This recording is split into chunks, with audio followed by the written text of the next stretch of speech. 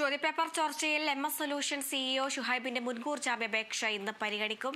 കേസിൽ ഷുഹൈബിനെതിരെ സംഘടിത കുറ്റകൃത്യ വകുപ്പുകളും കൂടി ക്രൈംബ്രാഞ്ച് ചുമത്തിയിട്ടുണ്ട്. ചോദ്യപേപ്പർ ചോർച്ചയുമായി ബന്ധപ്പെട്ട് കോൺഗ്രസിന്റെ സത്യാഗ്രഹം ഇന്ന് നടക്കും. വിവരങ്ങളുമായി ഇപ്പോൾ അഭിന ചേരുന്നുണ്ട്.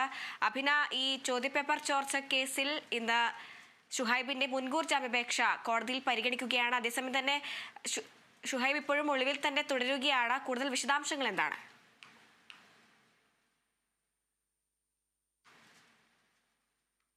ചോദ്യപേപ്പർ ചോർച്ചയിൽ MS സൊല്യൂഷൻ CEO ഷുഹൈബിന്റെ മുൻകൂർ ജാമ്യാപേക്ഷ ഇന്ന് പരിഗണിക്കും. കേസിൽ ഷുഹൈബിനെതിരെ സംഘടിത കുറ്റകൃത്യ വകുപ്പും കൂടി ക്രൈംബ്രാഞ്ച് ചുമത്തിയിട്ടുണ്ട്. വിശദാംശങ്ങളുമായി ഇപ്പോൾ അഭിന ചേരുന്നുണ്ട്. അഭിന, വിശദാംശങ്ങൾ എന്താണ്? ഹരിത, MS സൊല്യൂഷൻ CEO ഷുഹൈബ് ഇപ്പോഴും ഒളിവിൽ തന്നെ തുടരുകയാണ്. ഷുഹൈബിനൊപ്പം ഷുഹൈബിന്റെ സ്ഥാപനത്തിലുള്ള മറ്റ് 2 അധ്യാപകരും ഇപ്പോൾ ഒളിവിൽ തന്നെയാണ് തുടരുന്നത്. ഈ ഒരു സാഹചര്യത്തിൽ നേരത്തെയും ഷുഹൈബ് മുൻകൂർ ജാമ്യാപേക്ഷ നൽകിയിട്ടുണ്ടായിരുന്നു.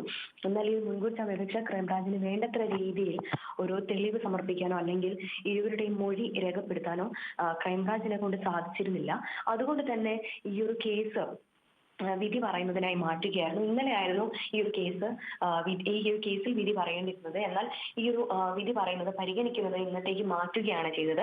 ഏകദേശം 11 മണിയോടുകൂടിയാണ് കോടതി നടപടികളെല്ലാം ആരംഭിക്കുക. ഒരു 12 മണിയോടുകൂടി ഈ ഒരു കേസിന്റെ വിധി എന്താകും എന്നുള്ള ഒരു ആകാംക്ഷയിൽ തന്നെയാണ്.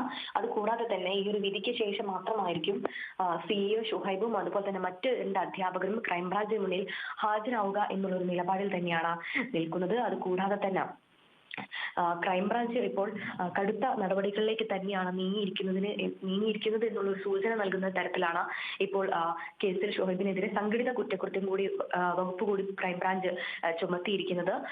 പൊതു ചോദ്യപേപ്പർ വിൽക്കുന്ന കുറ്റം ഉൾപ്പെടുന്നതായിരുന്നു ഈ ഒരു വകുപ്പ്. ഷുഹൈബിന്റെ മുൻകൂർ ജാമ്യാപേക്ഷ പരിഗണിക്കുന്നതിന് മുന്നെയാണ് ഇത്തരത്തിൽ ക്രൈംബ്രാഞ്ച് ഈ ഒരു സമർപ്പിച്ച റിപ്പോർട്ടിൽ പുതിയൊരു വകുപ്പും കൂടെ ചേർത്തിയിട്ടുള്ളത് എന്നുള്ളതാണ്.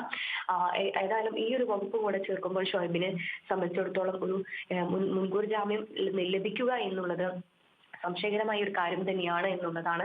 നിലവിൽ ഷുഹൈബും അതുപോലെ തന്നെ മറ്റു 2 അധ്യാപകരും വിദേശത്തേക്ക് കടന്നിട്ടില്ല എന്നുള്ളൊരു നിഗമനത്തിൽ തന്നെയാണ് ഇപ്പോഴും പോലീസ് തുടരുന്നത്. നേരത്തെയും ഷുഹൈബിനെതിരെ ലുക്കൌട്ട് നോട്ടീസ് പുറപ്പെടുവിച്ചിരുന്നു. ഈ ഒരു സാഹചര്യത്തിൽ എയർപോർട്ടുകളിലടക്കം നടത്തിയ പരിശോധനയിലും അന്വേഷണങ്ങളിലും ഇവർ വിദേശത്തേക്ക് കടന്നു പോയിട്ടില്ല എന്നുള്ളൊരു നിഗമനത്തിൽ തന്നെയാണ് ക്രൈംബ്രാഞ്ച് ഇപ്പോഴും തുടരുന്നത് എന്നുള്ളതാണ്.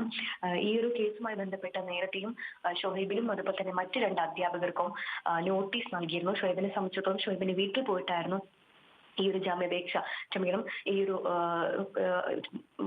മൊഴിയെടുക്കുന്നതിന് ഹാജരാകുന്നതിന് വേണ്ടിയുള്ള നോട്ടീസ് നൽകിയിട്ടുണ്ടായിരുന്നത്.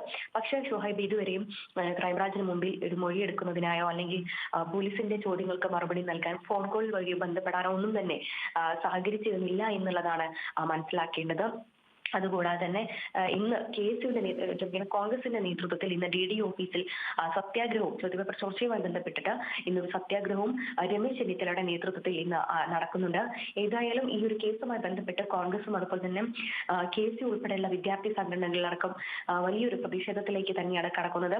ഈ ഒരു കേസിൽ ക്രൈംബ്രാഞ്ച് ഉൾപ്പെടെയുള്ള ആളുകൾ, ആഭ്യന്തര വകുപ്പും അതുപോലെ തന്നെ വിദ്യാഭ്യാസ വകുപ്പ്